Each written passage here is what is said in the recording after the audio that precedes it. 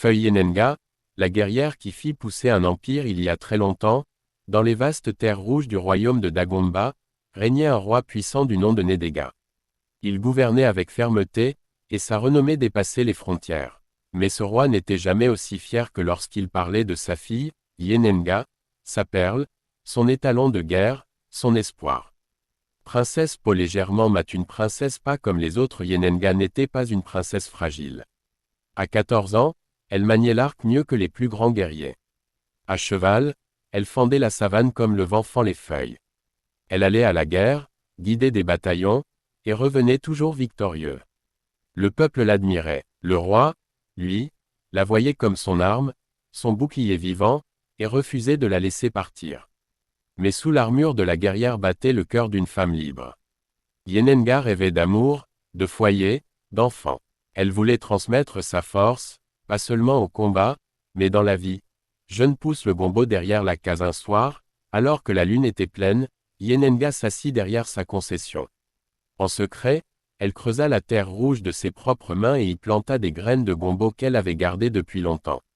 Elle murmura, plus grand que ce que je ne peux dire à mon père, la terre le saura.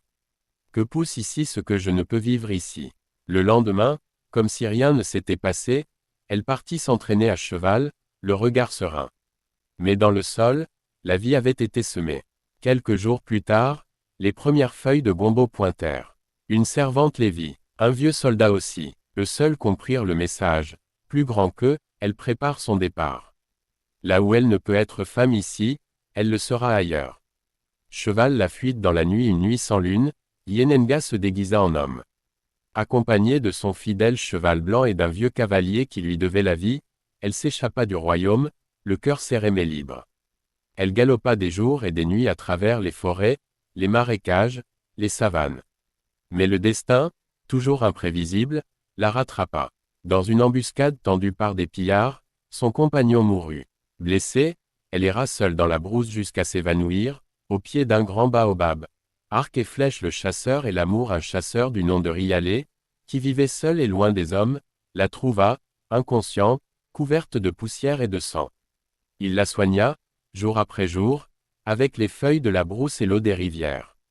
Il pensait avoir trouvé un jeune garçon blessé, mais bientôt, la vérité apparut. Yenenga lui raconta tout, sa naissance noble, ses victoires, sa prison dorée, sa fuite. Rialé l'écouta en silence, puis lui dit simplement, « Plus grand qu'eux, tu n'as fui ni la guerre, ni la peur. Tu as fui pour naître toi-même. » Ils s'aimèrent sans bruit, sans trône, sans armure. Et de cet amour naquit un enfant, Wedraogo. Bébé Po légèrement mat celui qui ferait pousser un peuple. Wedraogo, ce nom, qui signifie « le cheval mâle », grandit avec la force de sa mère et la sagesse de son père. À l'âge adulte, il partit vers le nord et fonda le royaume des Mossé, qui deviendra plus tard l'Empire Mossi, l'un des plus grands d'Afrique de l'Ouest.